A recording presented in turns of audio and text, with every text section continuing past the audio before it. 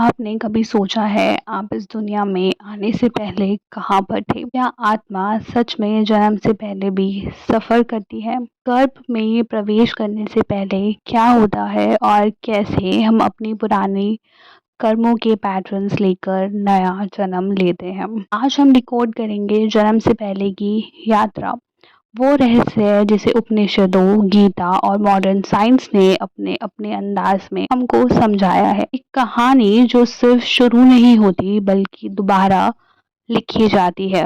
जब शरीर मृत्यु को पाता है तो आत्मा तुरंत अंतरदशा में चली जाती है।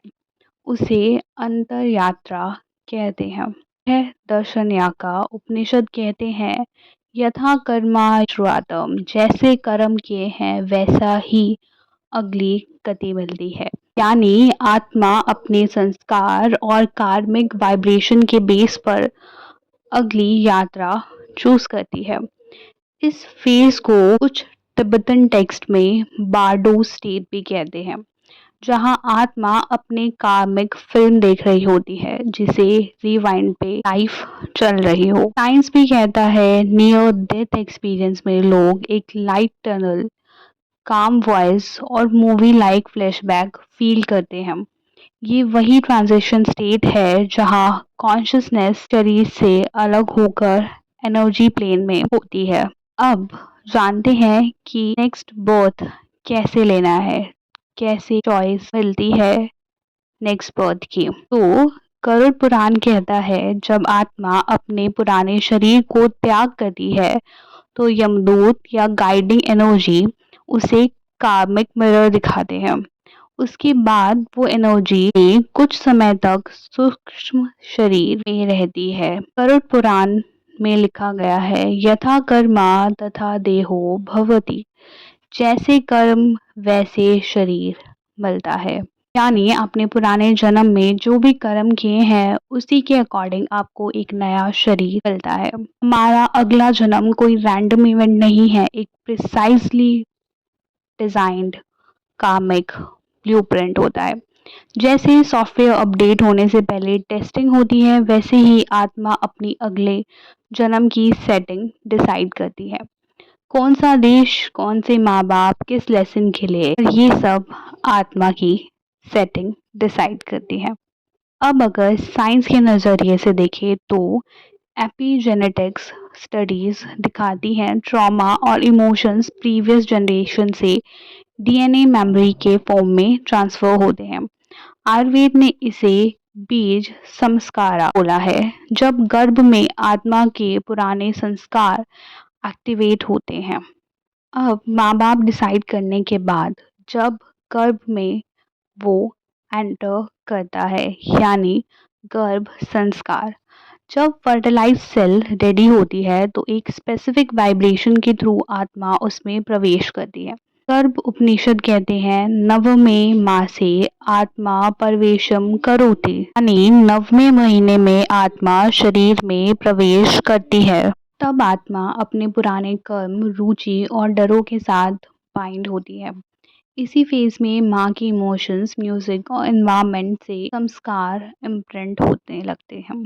इसी को आज हम प्री नेटल प्रोग्रामिंग कहते हैं। According to modern science, foetus emotional memory record करता है। मदर की स्ट्रेस, जॉय या mantra chanting directly DNA expression को इफेक्ट करती है।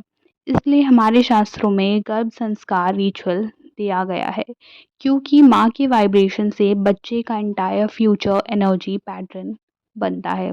अब आप सोच रहे होंगे अगर आत्मा इतना कुछ जानती है तो जन्म के बाद सब भूल क्यों जाते हैं? गर्भो उपनिषद कहती है जन्मांते मोह अवृत भवति, जन्म के समय आत्मा मोह के पर्दे ढक जाती है। मतलब ये फॉरगेटिंग एक्चुअली एक प्रोटेक्शन मैकेनिज्म है। अगर आपको सब पुराने जन्मों की मेमोरी या पेन याद रहे तो नए लेसन शुरू ही नहीं हो पाएंगे। ब्रेन का हिप्पोकैम्पस और अमिगडाला भी सेम काम करता है। अनवांटेड मेमोरीज फिल्टर करती हैं ताकि नई आइडेंटिटी बन सके। यानी हर जन्म एक ब्लैंक स्लेट नहीं, एक मार्क्स कॉन्टिन्यूशन है। अब कुछ science of past life memories.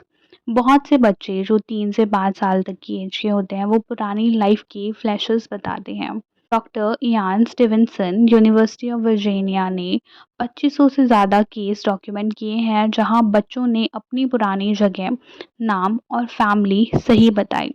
इसका मतलब मेमोरी कंप्लीटली इरेज नहीं होती है, बस सबकॉन्शियस में डोरमेंट होती है। और जब हम मेडिटेशन, हिप्नोसिस या स्पिरिचुअल अवेकनिंग से डीप अल्फा स्टेट में जाते हैं, वही मेमोरीज बबल बन के उभर आती है।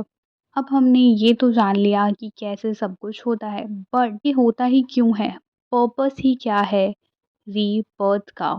भगवत गीता कहते हैं, जैसे आदमी पुराने कपड़े त्याग कर नए कपड़े पहनता है, वैसे ही आत्मा नए शरीर ग्रहण करती है पुराने शरीर को त्याग के। जन्म से पहले की यात्रा एक कामिक स्कूल है। हर बार नई क्लास, नई सब्जेक्ट पर वही स्टूडेंट, और जब सब लेसन्स कंप्लीट हो जाते हैं, तब मिलती है मोक्ष, परमानेंट ग्रेजुएशन श्री हरि के चरणों में। तो अगली बार जब कोई कहे ये बच्चा पुरानी आत्मा लगता है, समझ आइए शायद उसने अपना सिलेबस पहले ही कंप्लीट कर लिया है।